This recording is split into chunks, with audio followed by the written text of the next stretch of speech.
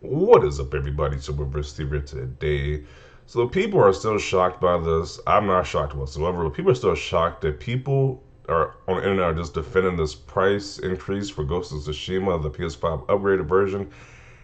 And yeah, like this guy right here, he says, I cannot believe the amount of people defending Sony putting the PS5 upgrade for Ghost of Tsushima behind a paywall.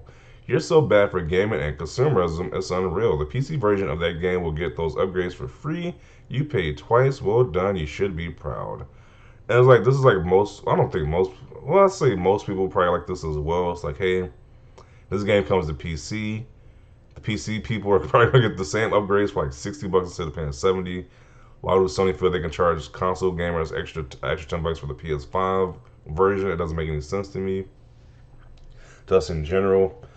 But you have people online bragging about how this game is like um, the best sellers list on Amazon.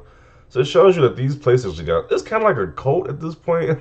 Like, I don't like using that C word as a cult, but it's kind of like this at this point. It's like, hey, I kept seeing this image posted around on social media, especially like on Twitter.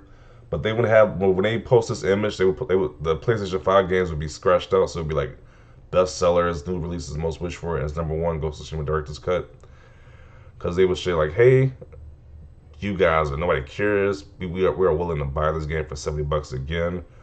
And they kept saying like posts like this, like Xbox gamers talk the talk, PlayStation gamers walk the walk. Like they're proud to pay a full $70 again for a game they paid 60 for. It just doesn't make any sense to me. Like why would you be bragging about paying $7 again for a game that you paid 60 for already? That doesn't make any sense to me. But then when people actually debunked this whole picture right here, because like I said originally, it didn't have PlayStation 5 games. Well, the screenshot people were scaring the screenshot people were sharing, it didn't have PlayStation 5 games on it. So it just said number one best sellers list, and they was trying to make it saying that hey, out of all gaming, the number one thing people was buying was this Ghost of Tsushima Director's Cut. But when in reality, people actually debunked this thing. They said, hey, this is gaming overall. When you look at gaming overall on Amazon, Ghost of Tsushima is like number 84, and like everything else is above that. So it's kind of like very misleading what they were doing with that list. Like it says, like the most like Nintendo games are higher up. Most people are most people are buying on Amazon. So it's just like still once again with this post right here, I don't understand why people are just willingly just want to pay Sony more money for an upgrade for a PS5 upgrade, which should have been for free. It's like, sure, you can charge us for the DLC. Most people don't have a problem with paying for the DLC expansion, the Iki Island, but when you're charging for upgrades like Japanese voice sync and lip sync and the PS5 DualSense features, it's just stupid. Like, why are you charging us for this stuff? Um, so let's read some of the comments people were saying about this. I also hate gamers using the excuse of Sucker Punch had added free multiplayer. Um, Why is that a bad excuse? The free patch plus free multiplayer counteracts this. They think of it as a late fee. How is it a late fee? They added the multiplayer to get more people to buy their game to make their game be more attractive for people to buy it. That wasn't like a. I was like, why are they saying this? That you charging us for a multiplayer they added for free? That don't make any sense to me. Uh, Bro, this ain't a race when it comes down to us what's best for the consumer on either side. Some people see the work put in and they deliver a polished game, free multiplayer, free outfits. And what if you don't care about the multiplayer? Why should I be charged for that still? I don't care about the multiplayer mode in that game. This narrative's not going anywhere. People know what's up and know how ridiculous y'all can be. It would be S if Sony treated their customers differently, but generally speaking, paying more for more features and advancements isn't inherently evil. Not inherently bad at all. Only the game community managed to twist something like that into a norm in every industry as bad. When you look at every other game that gives you, like literally almost every other game right now that has PS5 upgrades, PS5 and Xbox Series X upgrades, it's for free pretty much. So why is Sony trying to charge you for these upgrades? It makes no sense to me. Or even when they do these upgrades, especially like on PC, it's like they definitely don't charge the PC crowd. They definitely don't charge them. So I don't understand. I think console gamers need to be charged like 10 extra bucks. It doesn't make any sense to me.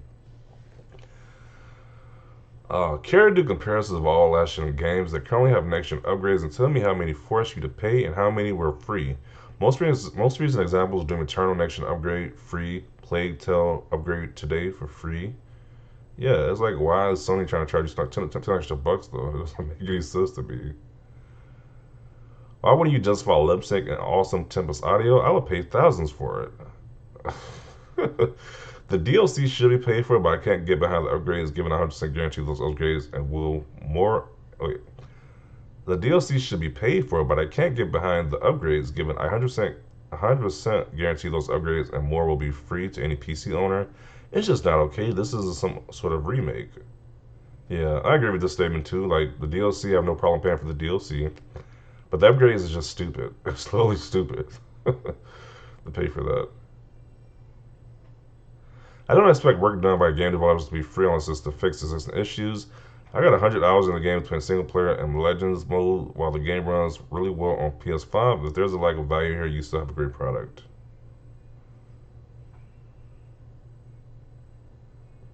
Less than 10% of upgrades have been charged. Third parties support PS5 consumers better than Sony, and people are defending it. Yeah, people defending this stuff is just is ridiculous. It shows they're like in a cult at this point. Content okay, but features like DualSense, sound, and resolution to me is where it becomes disrespectful. I agree. It's like saying, hey, you want to have these features take advantage of the $500 box we sold, you pay us more. I understand a third party studio, but at first, LOL. And it isn't like Witcher, the Witcher developers, CD Projekt Red, they're giving us a Witcher update, a Witcher 3 update for free too with next gen stuff. Like it's just crazy that all these companies are giving us free updates for next gen, the next gen versions of their games, but Sony wants to charge you, and people are defending it. Like that's the crazy thing about it. I've been a Sony gamer for over 20 years, but I don't like BS, and I consider this complete BS. Meantime, while Sony is acting jerky, Microsoft now wants to be my friend and give me all kinds of goodies. Wants to give me all kinds of goodies. Wants to carry my books home from school. Okay, I can understand why people are so concerned. Xbox has their model, Nintendo has their model, and PlayStation has their own, and they all work great. Okay. PlayStation 5 games shouldn't be PS4 ports. There only should be PS4 games, but next gen upgrades for free, like the Xbox does. You get the Xbox One games, you get the next gen versions too. One shared license and it installs automatically, not two separate games like PlayStation. These are the same ponies that used to boast about PSN free over Xbox Live, but now they willingly pay for upgrades. They just and they want to show it off too with these different screenshots, like how this was. Like once again, they use screenshots like this to show how much loyalty they have to Sony to pay full price again for a game they bought before. That's just dumb to me. Like why would you pay full price again for a game that you bought before for a DLC expansion pack and some upgrades? That's just stupid. I don't get it. Let's see. I'm waiting for the PC version. Money only. It's all about the money and not the players. That's why Push Square had the article. PlayStation is for the payers, not the players. People got angry with Push Square for that article. Sony can sell them dirt if they really tried. Probably could. All you gotta do is put this PlayStation logo on a jar of dirt. They probably could sell it. They probably could get some money for that. For the payers. Yeah, that's what I was just talking about. For the payers, right there. PlayStation fanboys become Nintendo fanboys. Yeah, because that's crazy. Because the same Sony guys will talk about Nintendo people for buying these like 10-year-old games for like full price, but they're paying the full price plus they're paying a premium price for these games. It just came out like less than a year ago. Plus it's just crazy. It is just pretty wild when you think about it. The PS5 incels will defend anything Sony does. So PC version of Ghost of Tsushima gets a free upgrade. Good to know. Like I don't know if it's even confirmed that this is coming from PC, but if it is coming to PC, you know they're paying $60. They're not paying $70 for this Ghost of Tsushima game. The PC audience is paying 60. Sony fanboys are the blindest. Yeah, they really are. The amount of mental acrobatics done in these comments is effing insane. They would justify this by any means while they're paying for some upgrades. Whenever every other company is literally getting it to you for free, they're paying for it. That makes zero sense to me.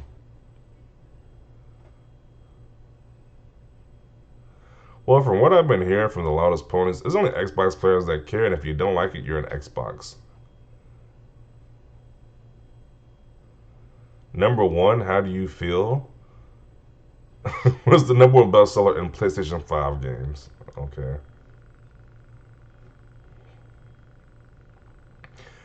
Uh, let's see. Preach. Some of us console gamers are gluttons for abuse. There's the way I'm giving them an extra $30 just for me to upgrade when I have numerous games that gives upgrades for free. This fanboyism is a major problem.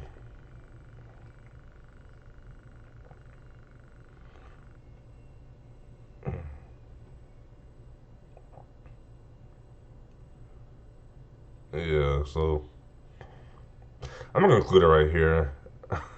I might read this last one, but I'm gonna conclude it right here. I am a PlayStation fan. F the $70 games. They can eat my nuts. In the meantime, I will continue to play a ton of these sweet indie games at reasonable prices. Yeah, I don't agree with this whole $70 games either. Like, I'd rather just wait for the games to go down in price to like around $50. It was like a reasonable price. I'm not on board with paying $7 for video games. Especially spending $7 for a game that you paid. I paid $60 for last year. It was like I paid 60 for this game last year, digital.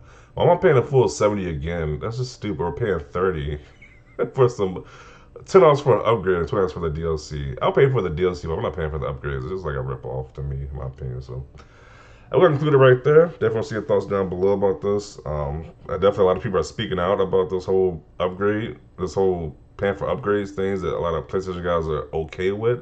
They're actually bragging about doing it, so it's kind of weird in a way. Definitely see your thoughts down below. Leave a like if you like this video. And as always, thanks for watching and peace.